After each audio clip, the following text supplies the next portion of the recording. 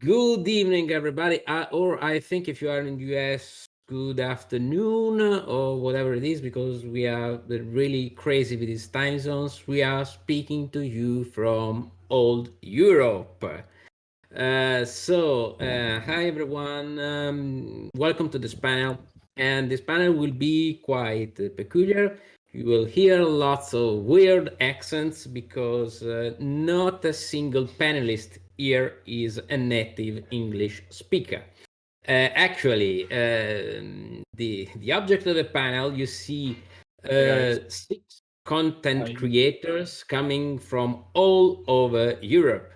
Here's me, Riccardo Masini from Italy, and I see Mauro Faina, also from Italy, Fred Serval from France. However, he is streaming from London, I think, from England.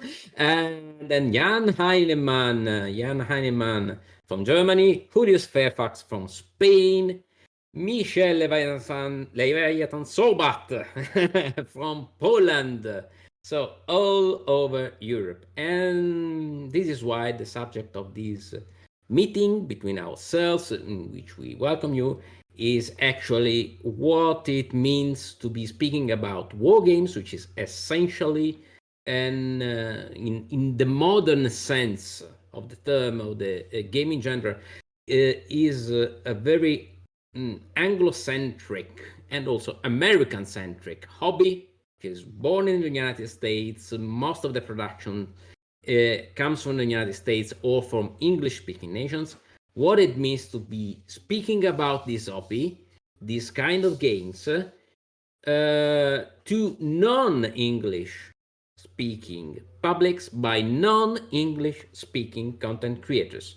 So all the issues with the cultural diversity, with the confrontation between different cultural heritages and different relationships with history. Also from people who come from countries that are often at the center, at the very center of the subject of the historical simulations, and these simulations are made many times by American authors or American game designers, or however, game designers who come from the United States. And here we are, speaking about games most of the times about our own history to our respecting national public or even to international public. So this is quite an interesting subject. Myself, Fred, and Jan are engaged in the Games project, which is a collection of essays about wargaming, not only in Europe but from all over the world. And we wanted to do this panel exactly focused on that subject. Now I will leave the word to Fred to introduce himself. Oh, Yeah. maybe I If you did want, not introduce.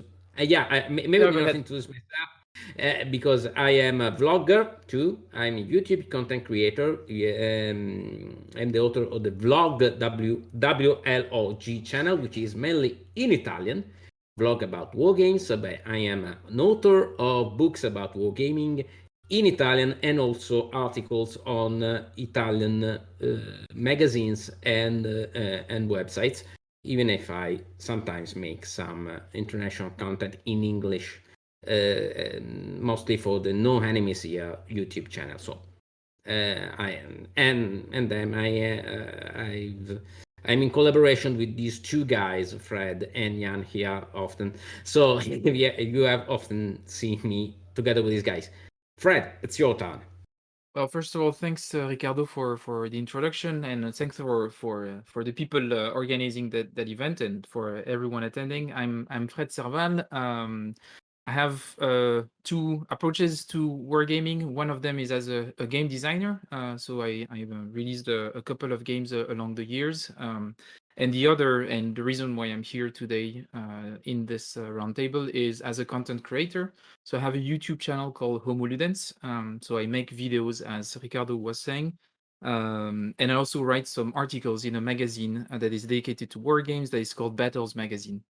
As a creator, I decided to have my channel in English, and there are multiple reasons for that. And I guess we'll probably go a bit in depth into each of the reasons. But just for context, I started my channel when I was living abroad, so when I was living in Denmark. So most of the people I was interacting with back then, the people I was playing with, or the people that I was meeting online to play and talk about war games were English speaking, and it made more sense for this reason to actually start in English, and also because most of the audience was English speaking.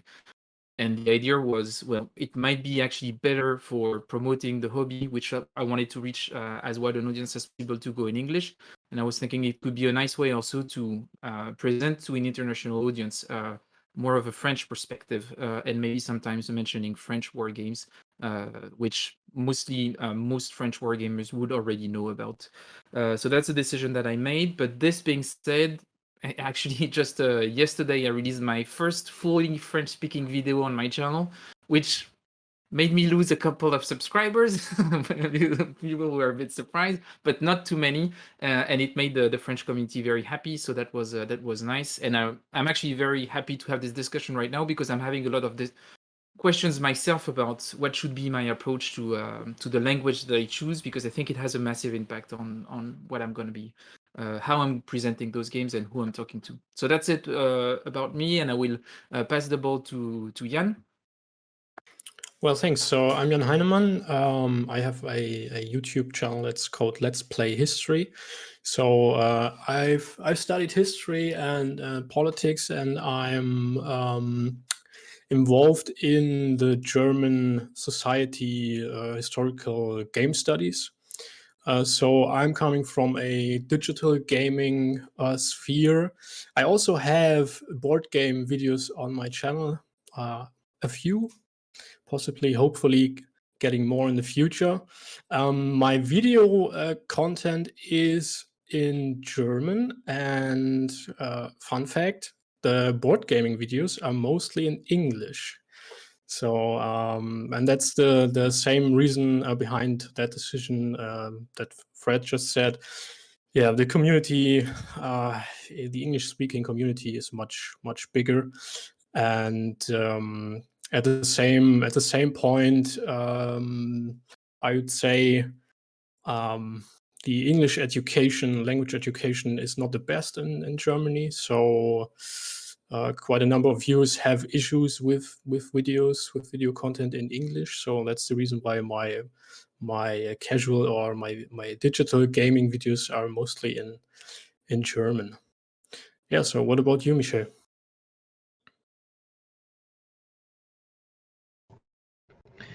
Well, I'm also a content creator. I started my YouTube channel Wojennik TV back in 2017, and at that point, here in Poland, we had absolutely no wargaming channel in Poland. So we were the first wargaming channel launched in Poland, and our main objective was to publish video reviews and other stuff in Polish, because up until then, all the people who were interested in wargaming in Poland had to search for videos in English, in German, in other languages.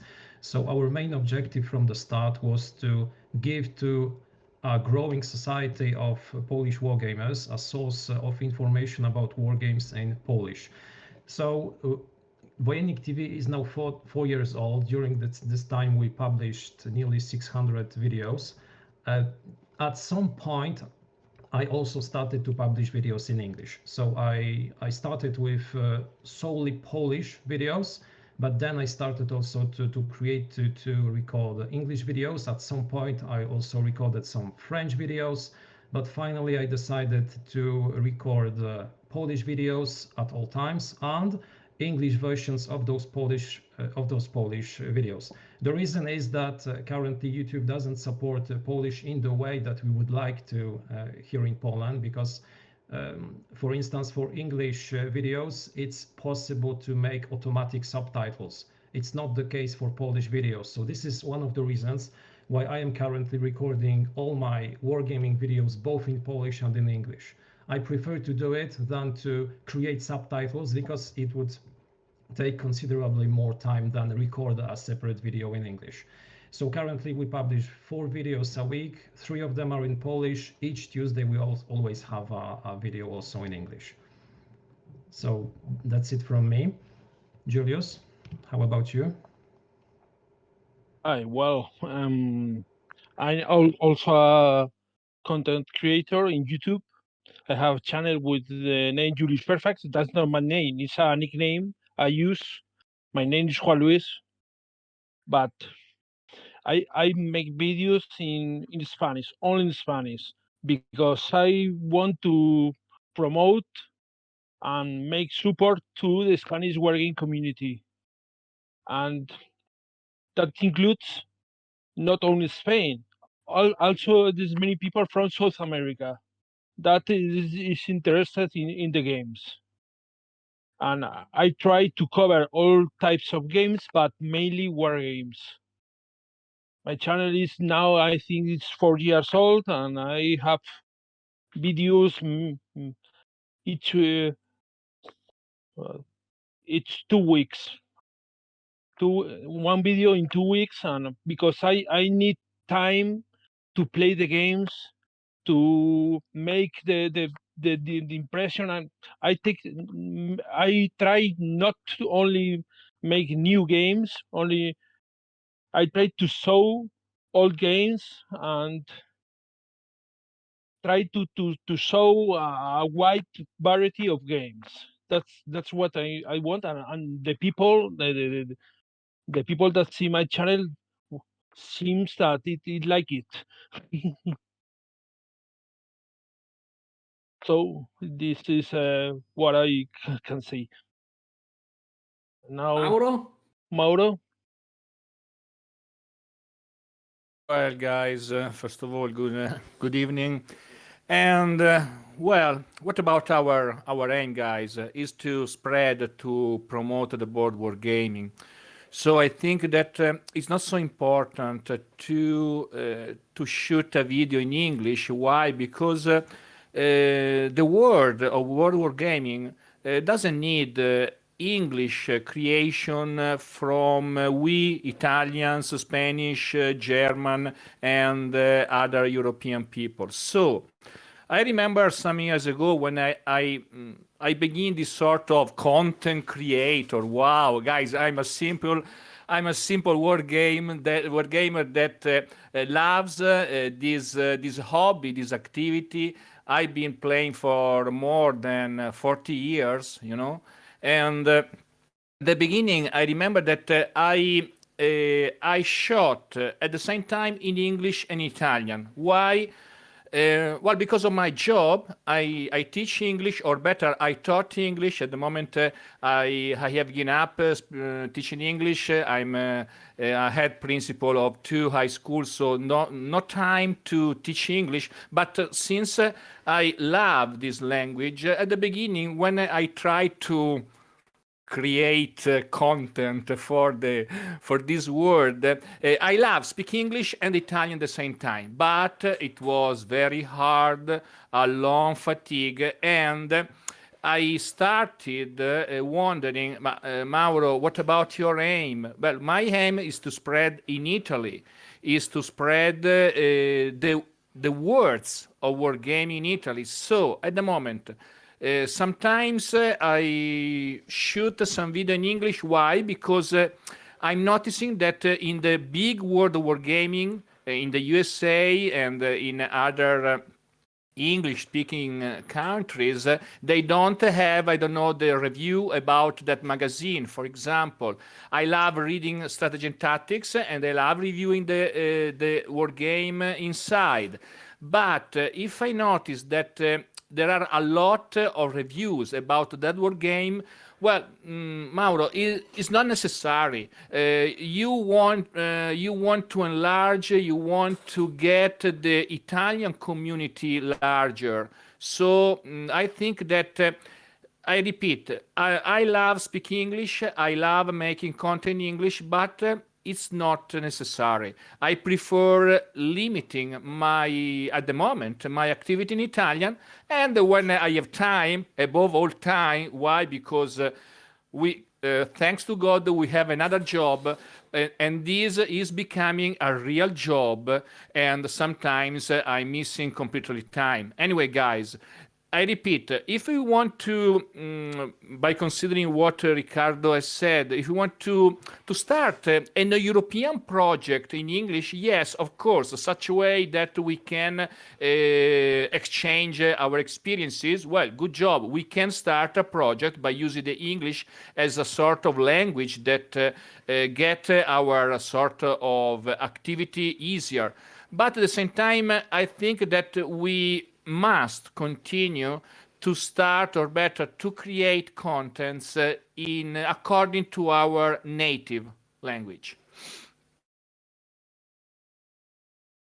I can totally relate with Mauro because it was even at the basis of my own decisions. I made a similar decision than Mauro because in Italy there were not a lot of wargaming channels. There was just Mauro and not so much. So I don't have a channel. I have a sort of bedroom in which you have a podcast. There are hundreds of episodes on your podcast. Mauro, you're much too modest. No, the problem is in many nations there is not so much content, and there is the real issue of language barrier. Many people are able to read a rule book of a war game. That is not so hard. But it is entirely another thing to hear someone speaking in English, making a video, an unboxing video, speaking about a game, a review in English when you are not so fluent in English. Reading is one thing, while hearing a video, hearing a podcast, even worse, it is totally another thing. So that is why also I made a similar choice tomorrow, that my own content is predominantly in Italian. And there are also the technical limitations highlighted by Michel. So that YouTube is not very non-English friendly, not so much. So let's just pass to this peculiar topic about the issues of speaking about war games in non-English languages, or however, from non-English perspectives. We have a much broader subject. For me, I have to say it is also a problem of relationship with history. I am also a member of the Italian Military History Society, and I made some publication about military history, and you might understand that in Italy, military history is quite problematic. And the problem is, how do you relate to these content which most of the times sees history, simulates history, maybe our own national history, from a totally different perspective. Most of the times starting from Anglo-centric historiography, which we all know. We all love to play games about the Battle of the Bulge, but I think that there are at least 20 games about the Battle of the Bulge coming out every year, every single year, which is fine. It's fantastic. It's great. Maybe it's a bit too much. So how do you relate? Let's just start once again with Fred. Okay, so but I would like to just add one note to, and I completely agree with you, both your point about growing your own community in your own country. I think that makes a lot of sense. But I would just say one thing. If Riccardo never had made a couple of videos in English in which I could actually hear him talk about some of his views on wargaming and everything, me as a French person, I would never have learned about Riccardo. Today, Riccardo is one of the I person. stop you one. That's one the thing, moment. but it's all Dan Pancaldi's fault. You know. No, but even before that, like Yeah. No, Yeah. and you before that you actually put a comment on one of my videos that Yeah, where you were saying in actually there English. is a lot of alignment between your views on wargaming and mine, and I could see what you were saying, and because it was a video in English. And it might just maybe to clarify. So I'm French, Riccardo is Italian, and for me as a French person, understanding Italian, even if the languages are pretty close, it's still very hard. So like Spanish It is a is. bit of a different is easier for me. So sometimes I watch Julius's video. I don't get everything, but it's just also a good way for me to practice, and that's also nice. But for me, watching a video of Riccardo in Italian, I'm not understanding anything. And in a lot of ways, if we want to make bonds between European people talking about war games, English, unfortunately, stays the language of the way that we can all talk together. And actually, we're all here, all coming from different countries. The language that we have to talk tonight is English. I would prefer if it was French. Don't get me wrong. I think before, when it was the Fred, case, it English was is the probably better. Latin of war games. Yes, You have to but I accept think that. that The French was Latin of war games. French used to be the language of diplomacy, and it used to be the international language. I'm a bit sad that it disappeared, but so I think English has its benefits. But then again, I think it's a really good point that you're making about what's the objective of your content, and depending on your objective, well, you choose the language that makes more sense. Julius wants to grow the community in Spain, and Michel in Poland. That all makes sense. So but I just wanted to remind that English for Europeans still has this benefit that it's the language that most of us know and we can interact with. It's an open door. It's an But open. It's a way of communication. You must always leave them open. exactly. That is And then when absolutely. it comes to your point about who's making the war game and in what language you have access into the sources, and I completely agree. It has a massive impact. And actually, the video that I released in French earlier was talking about this. There is a whole section about the limits of wargamings and the point of view of the wargame designer and who's playing the wargame. And I completely agree that it has a bit of an impact. And in that sense, I think that having more and more diverse background of people coming into war games as players, but also as designer, is bringing different perspective on historiography, different kind of sources, and I think it definitely adds a lot of value and should prevent in the future us having 20 Belgian games a year, which, to be honest, a few of them are really nice. I'm not saying, but I don't think we'd need that many. That's for sure. But yeah, I would be actually curious to see what because I saw Michel nodding a lot, so I guess that maybe he also has a point of view on this. Well, actually, I'd like also to say one thing concerning recording videos in English, because I said that most of my videos are shot in Polish, but I do have some videos in English. Now, the reason why I decided to record also in English was because some of the games that I'm covering on my channel are about games concerning Polish history, Polish games. And if we were to search for reviews of such games abroad in English, you wouldn't find absolutely any. So my reasoning was that if such reviews, such videos were to be shot, I have to do it by myself. I can't wait for someone else to do it. So this is also a way for me to promote our own Polish history, to show to people abroad that we do have some interesting games, that we have a very rich, interesting history. So this was also one of the reasons why I do record in English. Concerning this point of view about new people coming to the hobby, I think it's an excellent thing if we have new people, because each new person can have a different point of view and can have an interesting thing to say. I do agree that we do not need 40, 50 games about the Bulge, about Gettysburg, about Normandy. We have tons of interesting battles, events in history that we would like to play, that we would like to have. And new people coming to the hobby very often have very interesting new ideas. They come from countries which have a very rich history, but which weren't covered by Western designers, because when we look, for instance, at Central Europe, at Eastern Europe, we do have a lot of games about the Eastern Front during World War II, and that's pretty it. We do not have, or we have maybe some of them, but not very much games covering other topics. For instance, Romanian history, Bulgarian history. I'm not aware of any games covering such interesting subjects.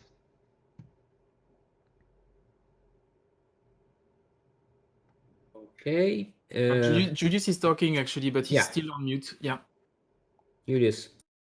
Yes, well, I agree with Michael, and but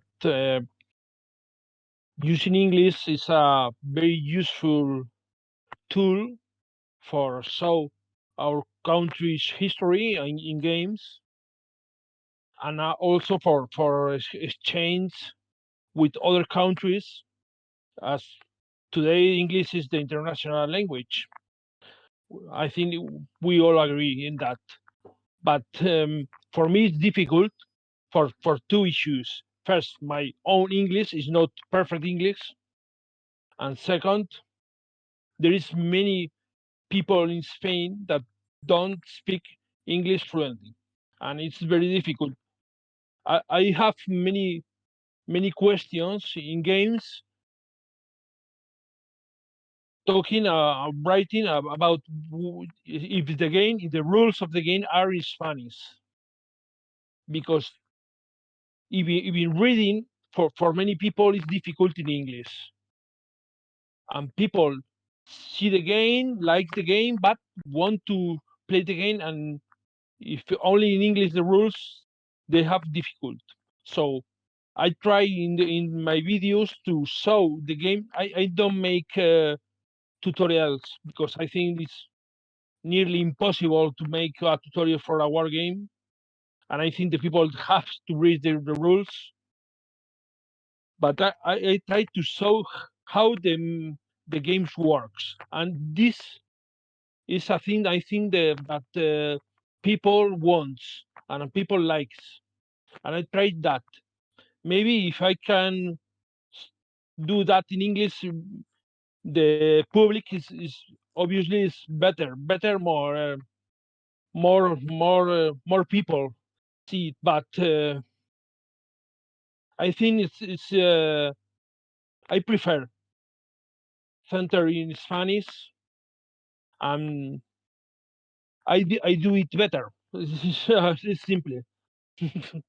I speak a little bit English, as you see, but I speak a little better Spanish.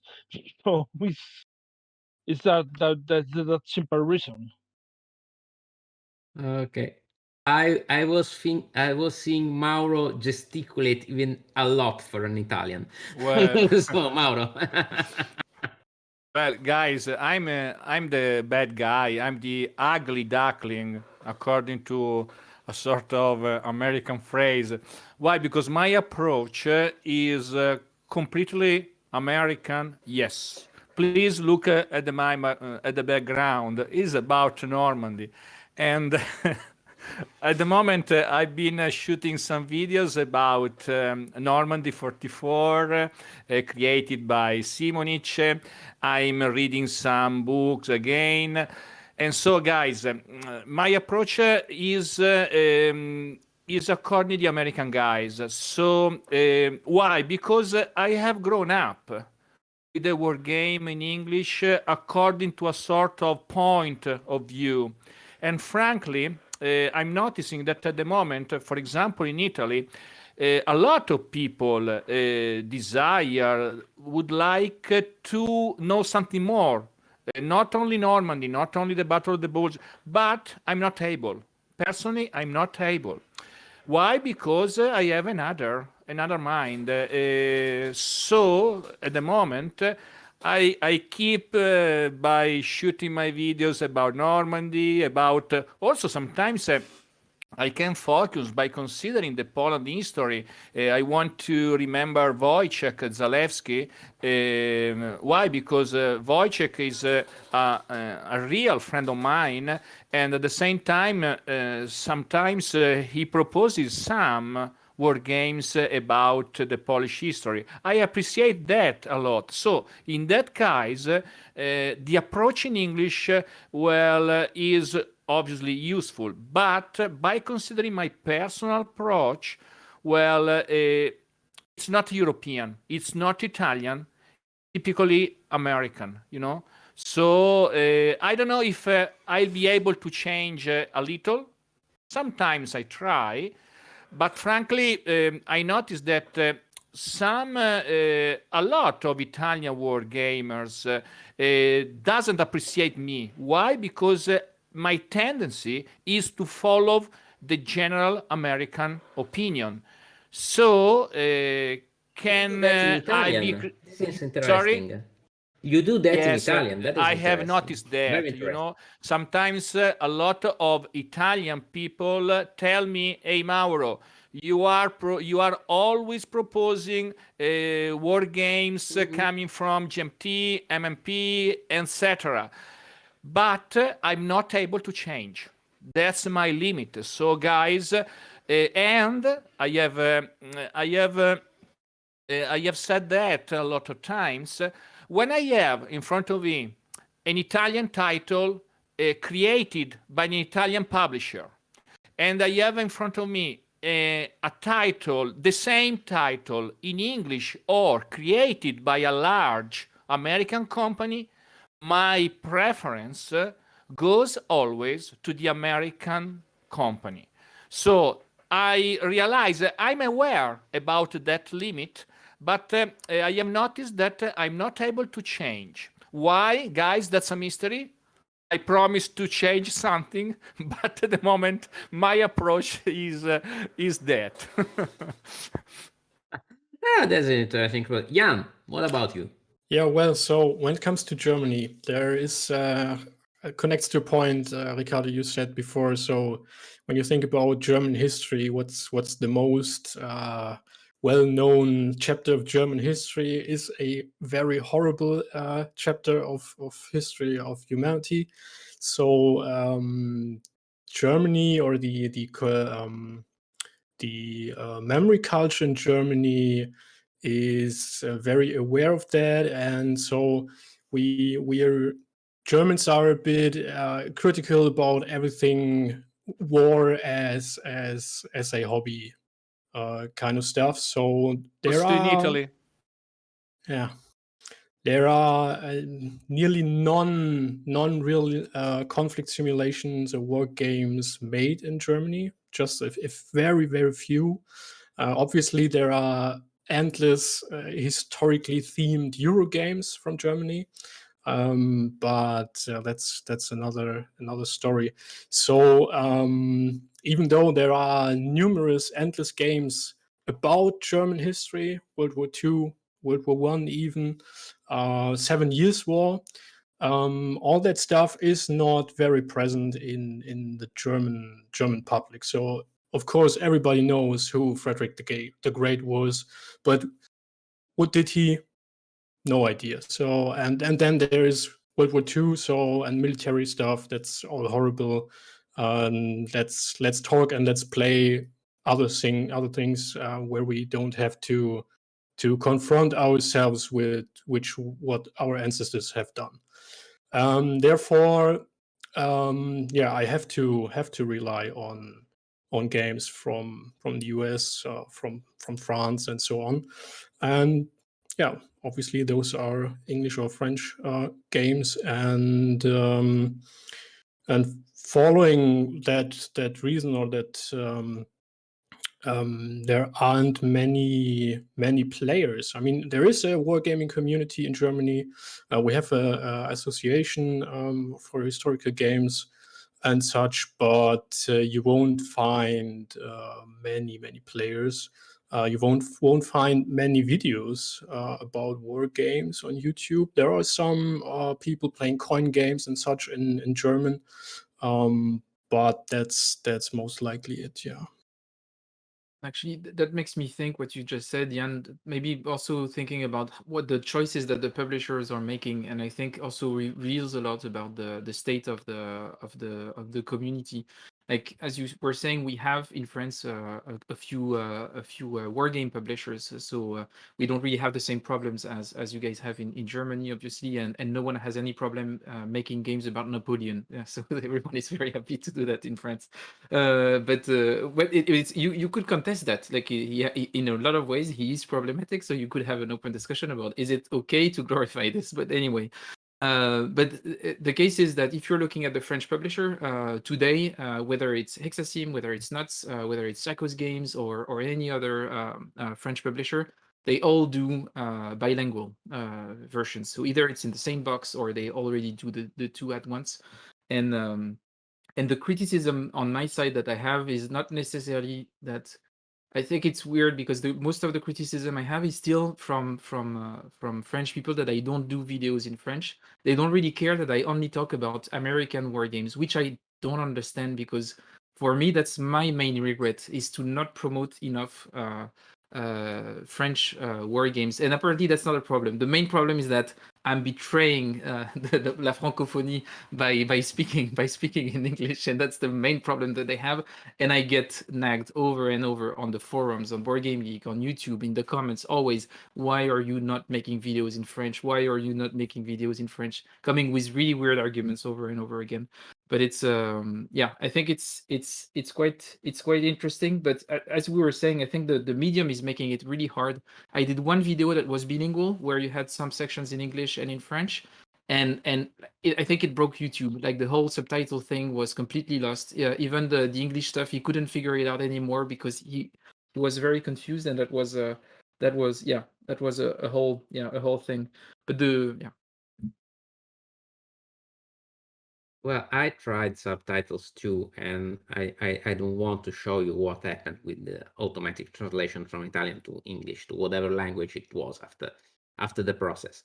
Jan and friend, you were speaking about controversial issues, about dealing with controversial issues, controversial historical issues. As I said in a recent podcast where I was interviewed by Harold Buchanan, each of us, coming from different nations, has even different perspectives than Americans have with the controversial history. Because for Americans, controversial history is, and rightly so, the American Civil War, maybe. For us, it is Lepento. It comes even much before. It is very old times, and I see Julius when I speak about Lepento. I see Julius. I watch you, Julius. So Interesting that Lepento is a problem. Very yeah, it's a problem. It has been a problem. It has been also even for political reasons.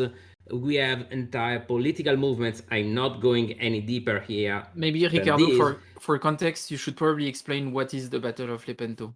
Oh, Battle of Lepento, yeah, probably the greatest naval battle in the Mediterranean, 16th century, when a coalition of Italian state ships and Spanish ships defeated the Turkish Ottoman fleet.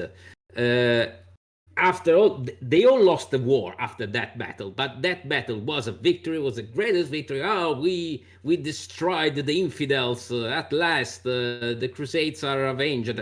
And after that, a lot of even cultural and religious and political movement came after Lepanto, or Lepanto, as the Spanish say.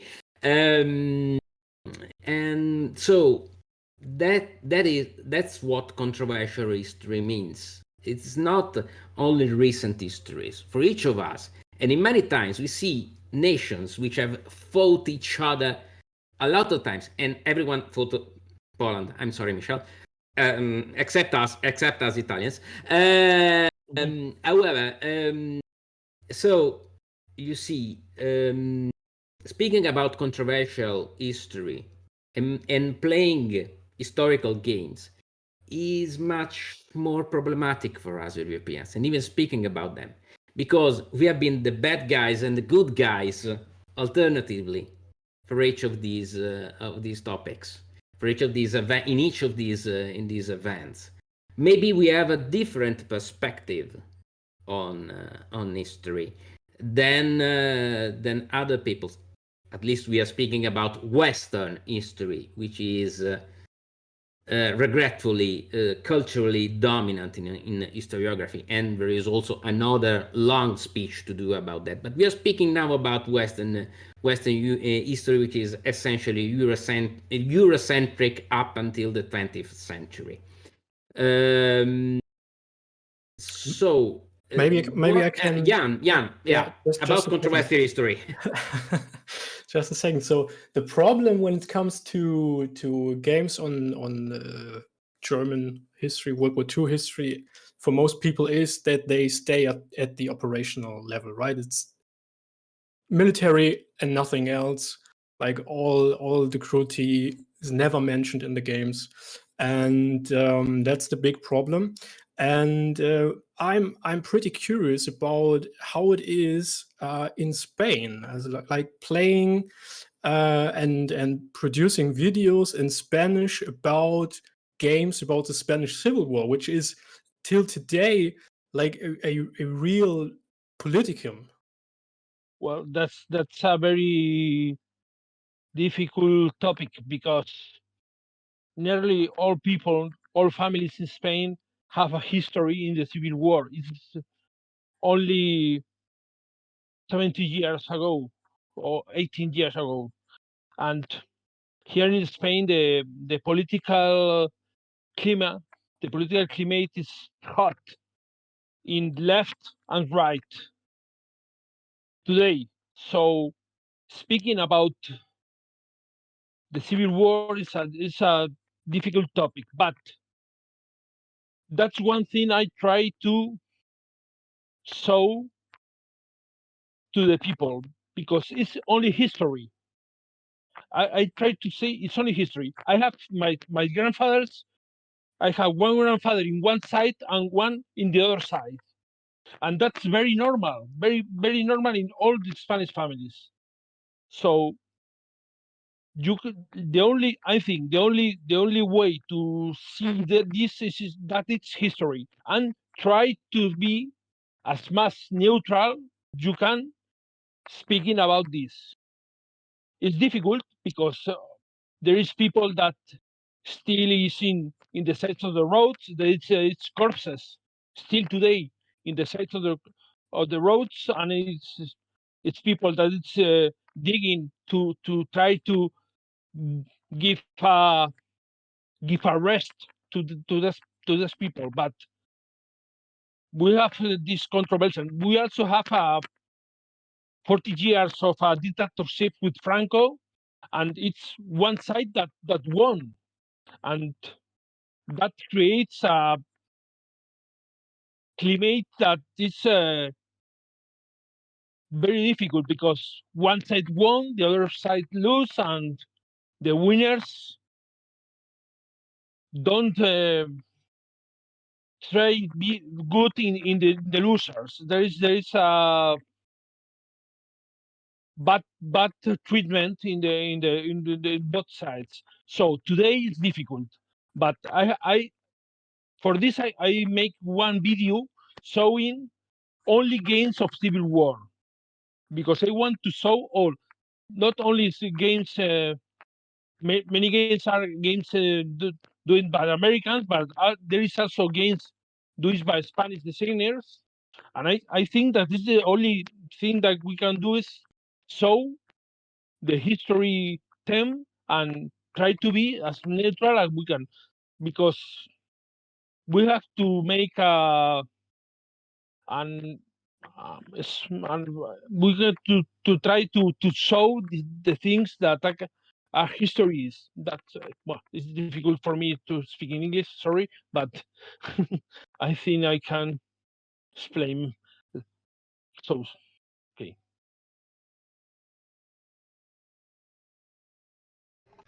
But what's interesting is actually that sometimes difficult topics are tackled by foreign designers, because when we speak, for instance, of French history, we do have some games covering the Algerian War of Independence, the Indochina War.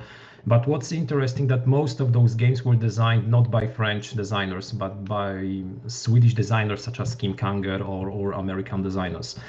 There are some hard topics which are very delicate because they are always a thing which sparks some problematic discussions among people. We have, for instance, in Poland, the very delicate topic of the Warsaw Uprising from 1944, which was the biggest uprising during World War II. But we do have one or only two games covering this subject because it's such a difficult topic that each time a designer tries to cover it, he has to be extremely delicate, and he has to be, as Julius said, extremely objective and try to present history as it was, not to present his own point of view, not to judge those events, but to show how they really looked like when they happened.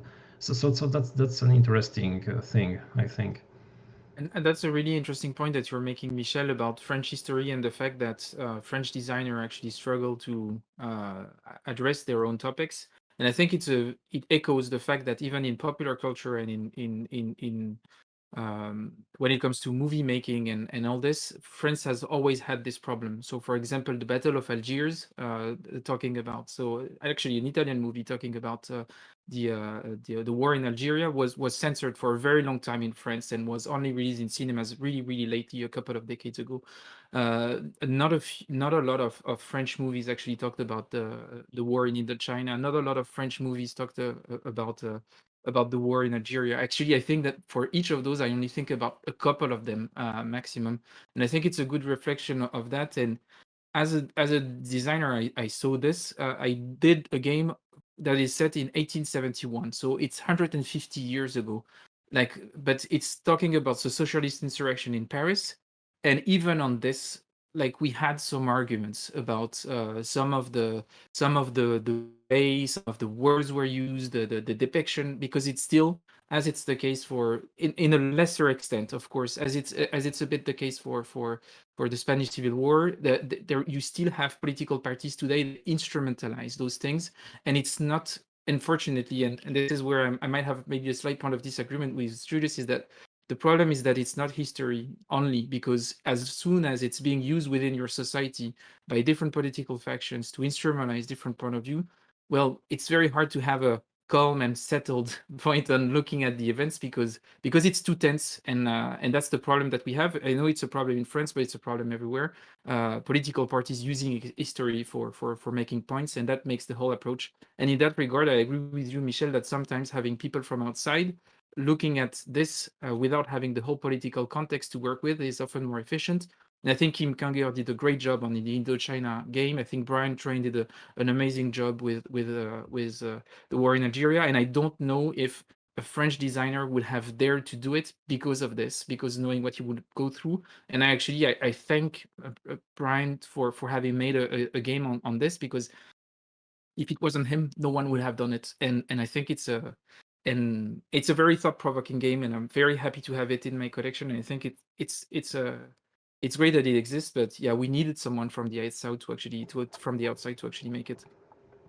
Actually, Kim Kanger designed also Ici c'est la France, the Algerian War of Independence a few years back. So this was the first big game covering Algeria. But way less accessible, I would say. It's a way heavier game and everything. And True. I think that the advantage of Brian's Brian's Train game is that it's set in the coin series. It's more approachable, and it actually reached a way wider audience than Ici c'est la France. But yeah, Fred, maybe these are the advantages of having a more detached perspective. If the history, this may be an advantage actually. Mauro, you always are a teacher. Once you are a teacher, you're always a teacher. How do you, and you have had many experiences in using games in classrooms. You have also an ongoing project, an ongoing educational project about that. How do you tackle these? I'm curious about how do you tackle controversial topics in classrooms, in the educational process, in your own experience? Well, Italy is similar to Germany, France, and Poland, and also to Spain, if we are going to deal with such topics. But actually, I tried to avoid any problem with the colleagues of mine. Well, I tried to tackle the war games only by considering the gaming peculiarity, the gaming aspect, without creating any ideology, any point of view. So I was very careful not to give reason to others to start some issues, some unuseful comment about what I was doing. So by considering this sort of approach, I think, but I'm not so sure about that by considering the tendencies, the trends that are coming overseas. At the moment, probably still now, overseas, they have more freedom to introduce some topics. In Europe, well, sometimes probably I'm not a publisher, I'm not a creator of our game, but I think that we make a lot of problems when we are dealing with some topics. Why? Well, they are justified. Why? Because we are subjected to a sort of censorship. Yes, please consider what was Ian was saying in Germany. You know, if they are going to create a war game about the fall of Berlin, well, I think that there could be a scandal about that. You know, on the contrary, in Italy, the fall of Berlin is acceptable, not always. I have noticed, for example, this is a true story. When I'm publishing a photo about the end of Berlin, about the final days of Berlin, a lot of Italian people don't accept that. So they think that I'm making propaganda. Yes, you know, you are making propaganda. That's not true, but I feel myself with less freedom by considering my American friends. So I think that we have a lot of problems still now in Europe, and well, we have to overcome that. It's possible, but for example, yesterday I published an image about Adolf Hitler, and the question is, but Hitler was a genius or was a sort of guy that didn't understand anything about the military strategy?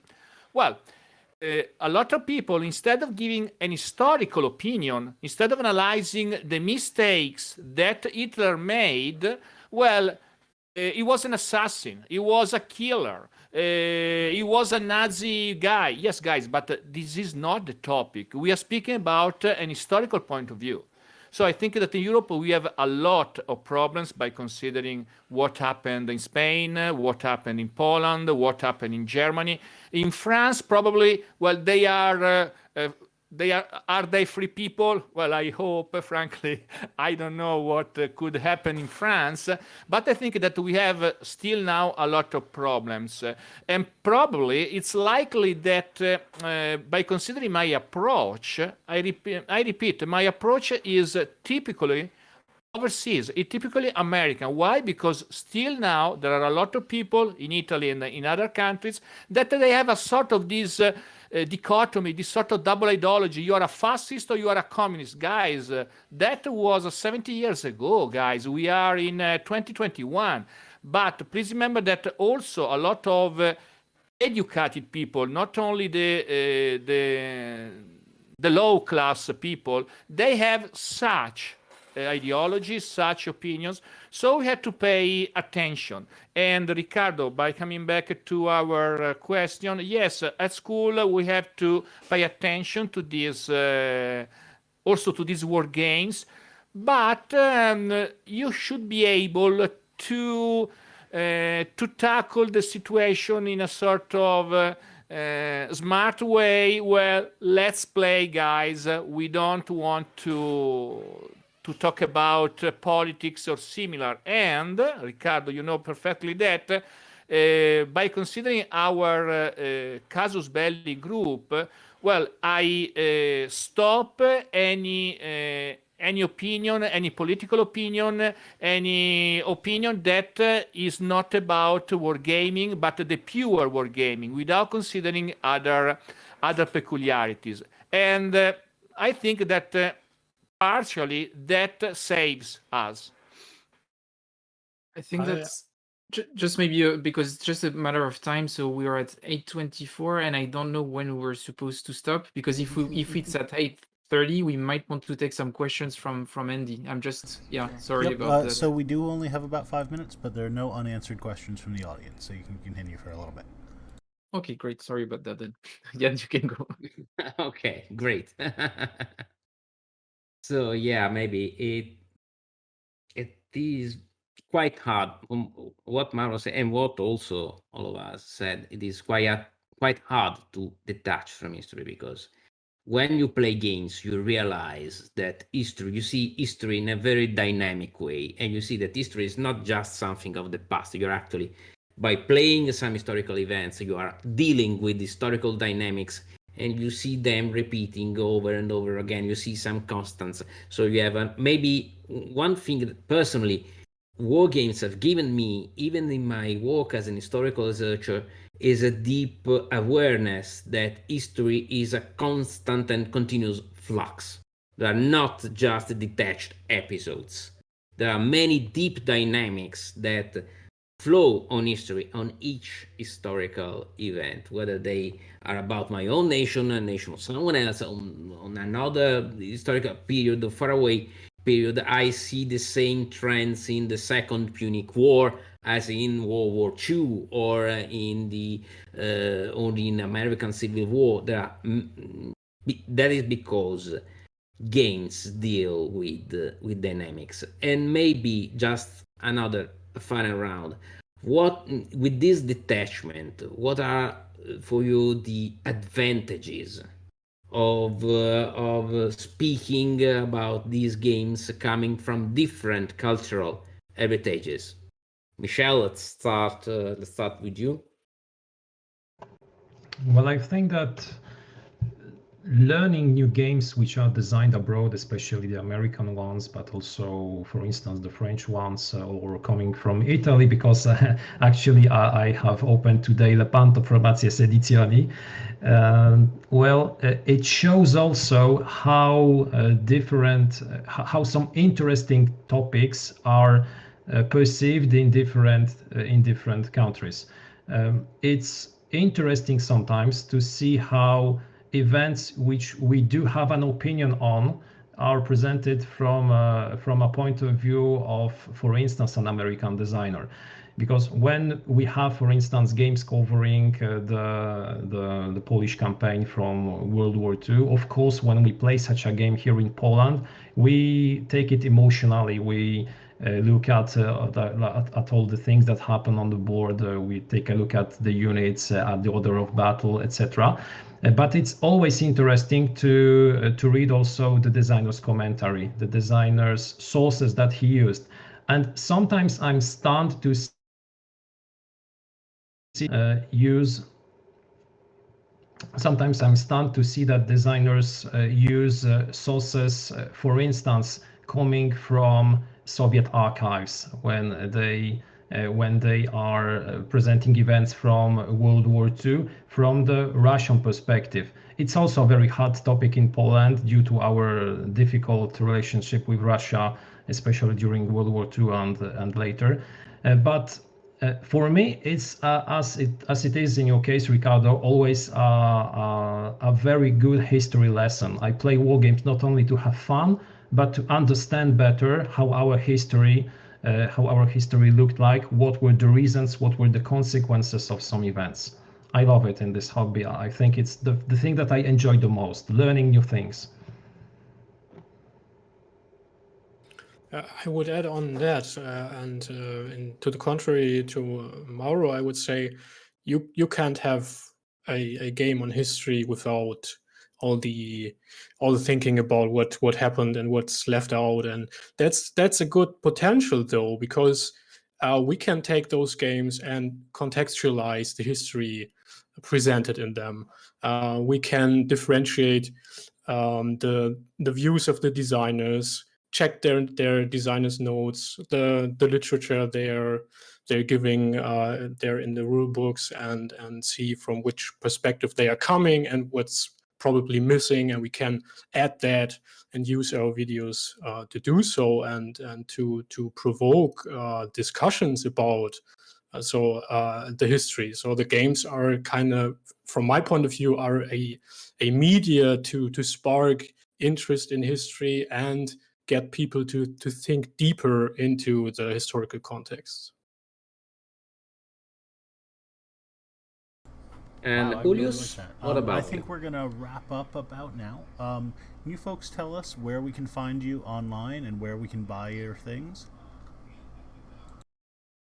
Okay, so just one last round. For me, they can find me on YouTube, WLOG vlog, and on my podcast, Checkpoint Charlie, which is about games, history, and all other stuff. Michel? Well, telling you that you can find me typing Wojennik TV won't tell you anything, so it should be WOGENNIK. That's my YouTube channel on YouTube that you can find, both if you're searching for videos in Polish, but also some in English. Well, Julius? you can find me in YouTube using Julius Fairfax.